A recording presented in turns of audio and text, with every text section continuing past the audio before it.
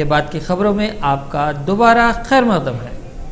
پردہ عورت کا گہنا ہے، چاہے وہ کسی بھی قوم و ذات سے تعلق رکھنے والی عورت کیوں نہ ہو، اور یہی پردہ مسلم خواتین کی عزت و آبرو کی حفاظت اور ہوس پرست نگاہوں سے بچنے کا اہم ذریعہ ہے۔ اسی لیے مذہب اسلام نے مسلم خواتین کو برقع پہننے کی تلقین کی ہے۔ برقع پہننے سے عورت کی عظمت و آبرو کی حفاظت ہوتی ہے، مگر جب یہی برقع فحش کاموں اور آوارگی کے کاموں کے لیے استعمال ہونے لگے تو اس سے افسوسناک بات کچھ اور نہیں ہو سکتی۔ ان دنوں مسلم خواتین کی طرز پر غیر مسلم لڑکیاں عشق و محبت کی آڑ میں رلیاں منانے کے لیے برقعے کا استعمال کر رہی ہیں۔ ایک ایسا ہی تازہ ترین واقعہ آصف نگر پولیس اسٹیشن کے حدود میں واقع امبا تھیٹر میں پیش آیا، جہاں ایک غیر مسلم لڑکی دھنا لکشمی نے اپنے عاشق اشوک کے ساتھ فلم دیکھنے کے لیے آئی، جو برقع زیب تن کی ہوئی تھی۔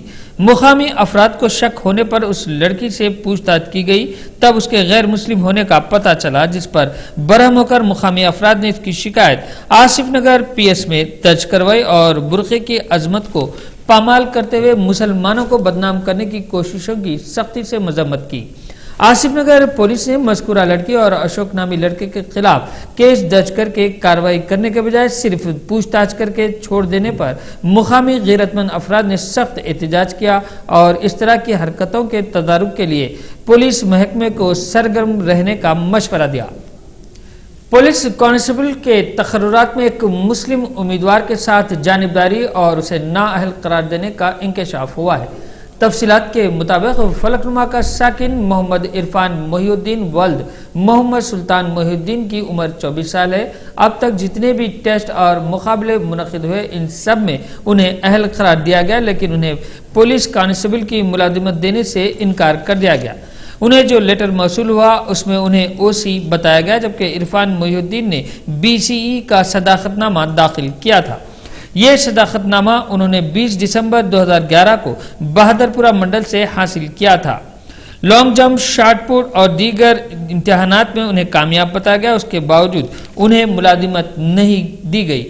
اسٹیٹ لیول پولیس ریکروٹمنٹ 2008 میں محدود تقررات کے ضمن میں ان کو مایوسی کا سامنا کرنا پڑا تھا، جس پر انہوں نے خودکشی جیسا انتہائی اقدام کرنے کا ارادہ بھی ظاہر کیا۔ ہمارے نمائندے عبدالکریم خان نے عرفان محی الدین سے بات چیت کی اور ان کے تعلیمی صداقت ناموں کا مشاہدہ کیا۔ حکومت کو چاہیے کہ وہ فوری اس مسئلے پر غور کرے اور عرفان محی الدین کے ساتھ ہو رہی ناانصافی کا ازالہ کرے۔ میرا نام محمد عرفان محی الدین ہے۔ میں 2008 بیچ کا کانسٹیبل میں ٹریننگ کرا ہوا ہوں۔ میں آلریڈی پورے ٹریننگ میں پورا پرفیکٹ ہو گیا ہوں۔ اس میں مجھے بی سی سرٹیفکیٹ لگانے کے بعد مجھے او سی سرٹیفکیٹ میں مجھے ڈسکوالیفائی کر ڈالے اور 79 مارکس سے مجھے ڈسکوالیفائی کر دیا کہ اس سے کم مارکس ایسے والے جسے ان کو کم مارکس ایسے والا جسے جن کو ابھی تک جاب پہ چڑھے ہوئے ہیں اور میں کہیں جا رہا ہوں تو کچھ ریسپانس بھی نہیں مل رہا۔ اور مجھے کل پیر کے دن میں ڈی سی پی آفس کو گیا تھا، ڈی جی آفس کو گیا تھا، ڈی جی آفس سے پھر مجھے ریسپانس بھی نہیں آیا اور 2 سال سے میں لگاتار کوشش کر رہا ہوں، اس پہ ناکام ہو چکا ہوں۔ میں لگاتار کوشش کر رہا ہوں، کوشش کرنے کے بعد میں ناکام، میرے کو کچھ ریسپانس نہیں آ رہا۔ اور زیادہ کچھ اگر حکومت ہے تو بات نہیں مان رہی تو میں کچھ حکومت کے لیے کوئی مدد مانگ رہا ہوں، تو نہیں مانے تو کچھ نہ کچھ میں کر لوں گا، خودکشی بھی کر لوں گا۔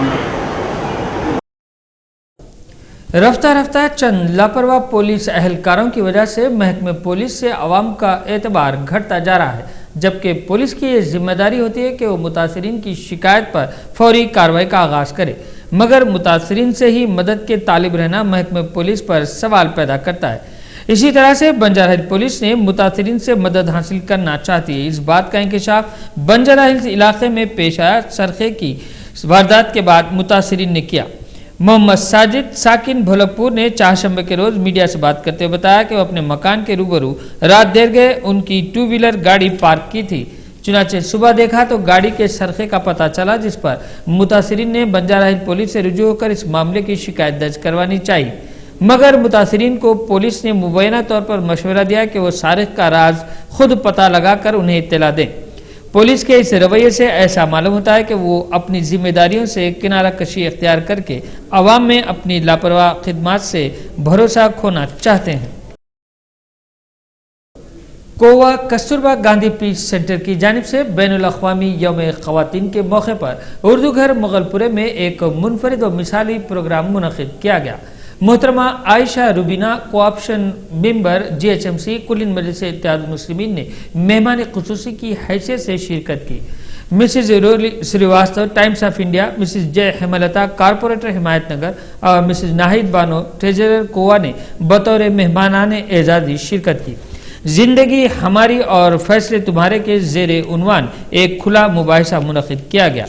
دفاتر میں خواتین کے کام کے دوران انہیں ہراساں کیے جانے پر تشویش کا اظہار کیا گیا۔ مختلف پروگراموں کی نگرانی محترمہ عائشہ روبینہ نے انجام دی۔ جو آدمی لوگ دن بہ دن اپنا مائنڈ سیٹ اپ بناتے جا رہے ہیں کہ ہم کوئی ایک اونچا جینڈر ہے اور عورت کوئی نیچا جینڈر ہے، وہ ہم لوگوں نے چینج کرنا ہے۔ وہ دن بہ دن جانوروں کی شکل اختیار کرتے ہیں، ہم لوگ گھر پہ بیٹھے پتہ نہیں چلتی۔ میں کووا میں کوآرڈینیٹر ہوں، وومنس پروگرام دیکھتی ہوں۔ ہر سال ہم وومنس ڈے مناتے ہیں، اس سال بھی ہم وومنس ڈے منائیں لیکن کچھ تھیمز کے اوپر منائیں، اس لیے کہ قانون تو بہت سارے ہیں عورتوں کے لیے لیکن وائلنس کم نہیں ہو رہا۔ جو بھی مطلب وائلنس ہے وہ الگ الگ اس کا جو ٹیکنیکل آنے سے جو اس کا طریقہ بدل گیا۔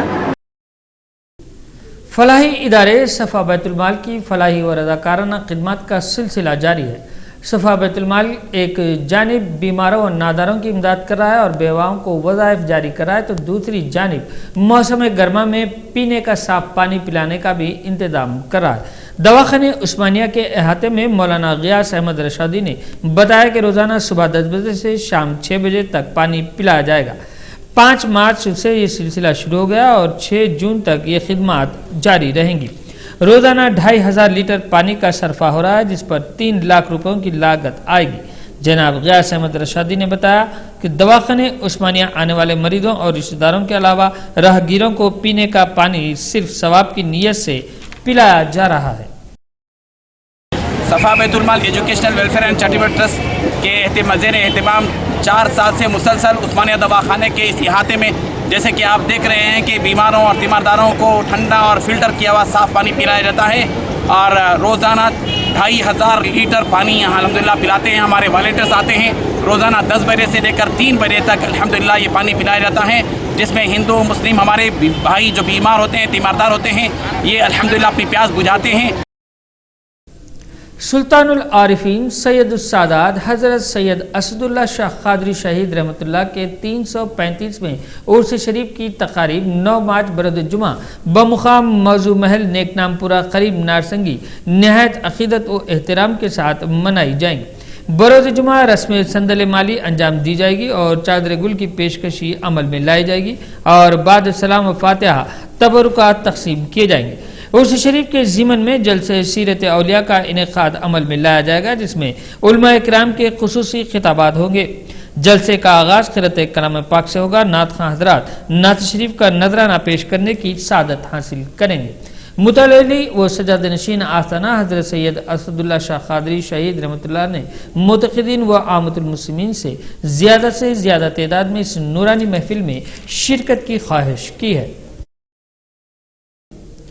بزم خواتین درود و سلام بہادر پورہ کی جانب سے بنڈل گوڑا میں واقع جناب جاوید قادری کے مکان پر خواتین کے لیے منہاج القرآن سینٹر کا شیخ الاسلام علامہ طاہر القادری کے دست مبارک سے افتتاح عمل میں آیا۔ سیدہ حبیب قادری بزم خواتین درود و سلام نے خیر مقدم کیا۔ شیخ الاسلام علامہ طاہر القادری نے اس موقع پر رغبت آمیز دعا کی۔ اس موقع پر سید جاوید قادری، سید رضی الدین قادری، سیف اللہ قادری، جنید قادری، اعظم پاشا قادری، عرفان سیانی اور اظہر الدین قادری، سید شاہ نور الہدی قادری ثقاف، سید شاہ محمد منتجب محی الدین قادری ثقاف و دیگر علماء اکابرین موجود تھے۔ دارالفلاح ہائی اسکول کاماٹی پورہ عثمان باغ میں اسکولی طلباء کے لیے قرأت کلام پاک مقابلوں کا انعقاد عمل میں آیا۔ الحاج حضرت مولانا سید شاہ اسد محی الدین قادری بانی مدرسہ کی تحریک پر کثیر طلباء نے اس مقابلے میں حصہ لیا، جس میں سید شاہ غفران محی الدین قادری کو پہلا اور محمد مبشر احمد کو دوسرے انعام کا مستحق قرار دیا گیا۔ اس موقع پر کرسپونڈنٹ دارالفلاح ہائی اسکول جناب سید شاہ نور الہدی قادری و جناب حافظ صلاح الدین جاوید بانی مدرسے باب العلوم و اسٹار کراٹے کلب نے مہمان خصوصی کی حیثیت سے شرکت کی۔ اس موقع پر جناب منیر الدین قادری اور جناب عبدالرحیم و دیگر بھی موجود تھے۔ جناب محمد غوث کنوینر نے تمام کا شکریہ ادا کیا۔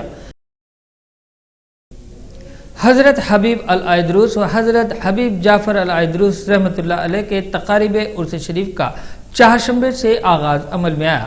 حضرت حبیب مجتبی العیدروس سجادہ نشین کی نگرانی میں حضرت کی قیامگاہ واقع دیوڑی اقبال عبداللہ فتح دروازے سے بعد نماز عصر جلوس سندل مالی کا آغاز ہوا، جو براہ مکہ مسجد، گلزار ہاؤس، پتھرگٹی، مدینہ بلڈنگ، نیا پل، موزم جاہ مارکیٹ، گاندھی بھون سے ہوتا ہوا درگاہ شریف خطہ صالحین نامپلی پہنچا۔ بعد ازاں حضرت حبیب مجتبی العیدروس نے سندل مالی کی رسم انجام دی اور فاتحہ خوانی کی گئی۔ تقاریب عرس شریف کا سلسلہ 7 تا 9 مارچ تک جاری رہے گا۔ آخر میں سرخیاں ایک بار پھر سرخیوں کے پیش کردہ ہے ملیکا فرنیچر اور Malaika colony. P R P کا وجود ختم، کانگریس میں باضابطہ انضمام، اسپیکر نے تمام دستاویزات پر دستخط کر دیے۔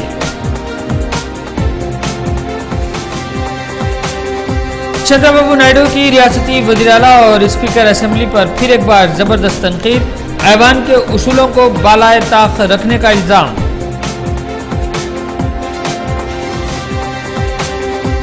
تیلگو دیشم قائد ایم نرسملو کی ٹی آر ایس سربراہ کے چندرشیکھر راؤ پر زبردست تنقید، تلنگانہ کے نام پر گھریلو مقاصد پورے کرنے کا الزام۔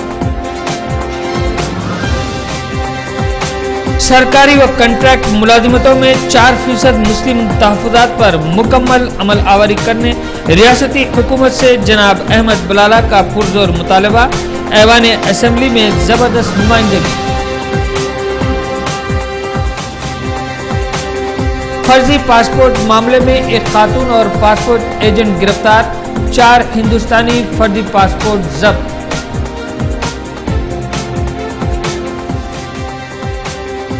مادنا پیٹ پولیس حدود میں کم سن لڑکے کے اغوا و قتل کا معمہ حل، 2 نابالغ لڑکے گرفتار، بے دردانہ قتل پر علاقے میں کوہرام مچ گیا۔ اسی کے ساتھ میگا سٹی کیبل شہرنامہ یہیں ختم ہوتا ہے۔ محمود اظہر کو اجازت دیجیے، اللہ حافظ۔